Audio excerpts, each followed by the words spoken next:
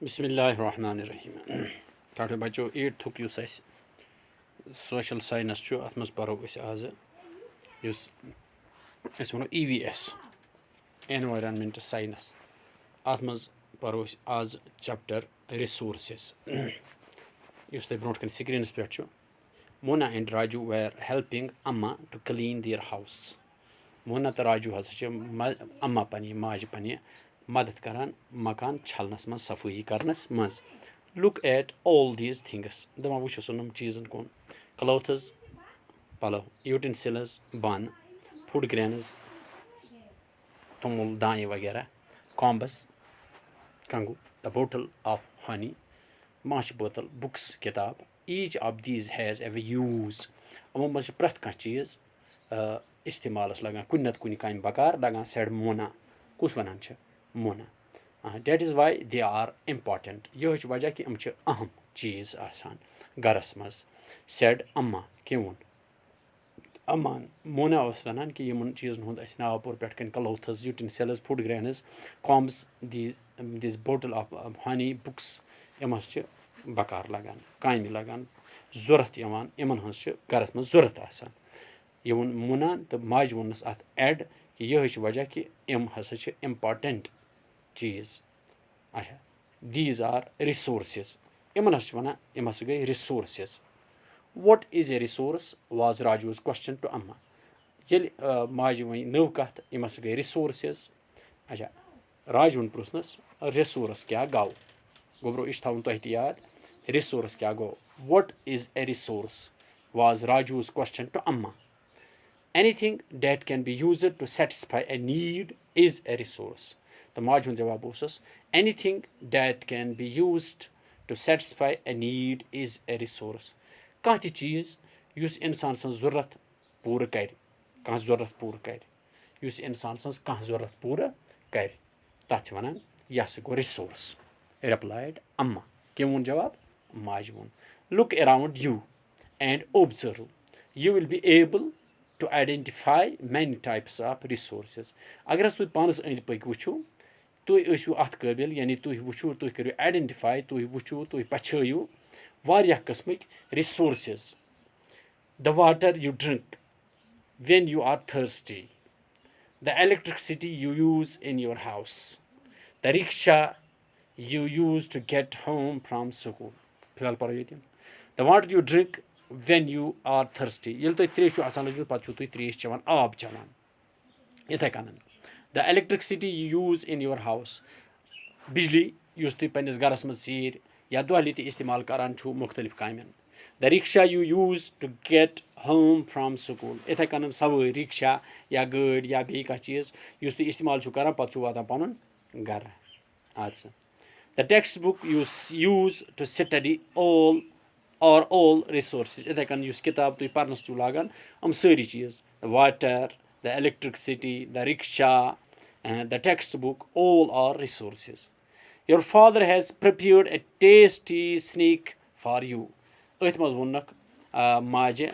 अमन कस कस use Mona तो राजू ओस अमन तुंद फादरन हस tasty Hulk गज़ा यथ स्नैक वनान नुनदार थोड़ा आसान माश नाश्त यथ मज करान तुंद खतर बनोमुत। The fresh vegetables he has used are also a resource चूँकि यम सब्जी तम तथ मज ताज़ा सब्जी इस्तेमाल कर सह गो अख resource. Water electricity rickshaw vegetable and text book have some in common दपान अमन सारे चीज़न युस पोर water electricity rickshaw vegetable and text book have something in common क्या क्या चीज़ common they have all been used by you अख चीज़ मज कॉमन कि इंसान इस्तेमाल करान so they have utility लिहाजा अमन सारे चीज़न अख utility अख इस्तेमाल अख utility or usability वनतोस या usability वनोस is what makes an object or substance a resource। यह अकिस चीज़स या कुन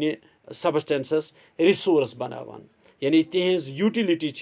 तिमन बनावान रिसोर्स कुछ चीज़ कत काम लगान बकार लगान युथु सह दपो यह काम बकार लगान यह गो रिसोर्स। अमि पत्तु गो ब्रोंठ कुन how does something become a resource Raju now wanted to know दपान राजवनस कोर ब्याह क्वेश्चन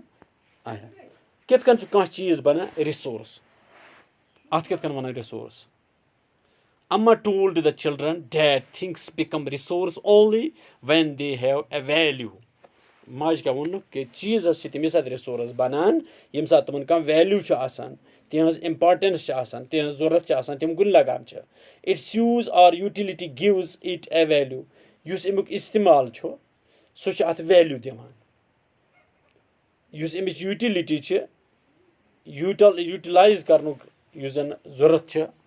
सह अत वैल्यू दिवान all resource have some value इथे कन यम रिसोर्स इन प्रथ कुन कह नत कह वैल्यू सेड अम्मा value means worth some resources have economic value some do not for example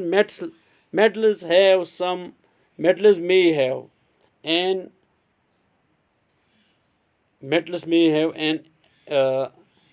economic value, a beautiful landscape may not. अच्छा मेटलन हज कह इकोनॉमिक वैल्यू आसान कह वैल्यू आसान अच्छा but both are important and satisfy human needs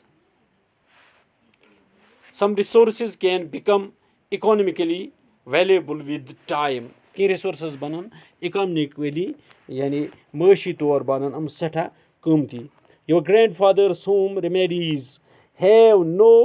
commercial value today पत् वन तुंद बुढ़ब जन गरे कर रेमेडीज जख्मन वख्मन इलाज कर मगर आज तमन कह कमर्शियल वैल्यू क्या तमन कर कह इस्तेमाल कह but if they are patented and sold by a medical firm tomorrow they could become economically valuable अगर अमे चीज़ आसन थोड़ा थावन हम पेशेंस और मेडिकल फर्म टुमारो पत ये अत बनावन मतलब नो रंग पत कन अकिस मेडिकल फर्म अंदर they could become economically valuable यम चीज़ बन इकोनॉमिकली वैल्यूएबल आज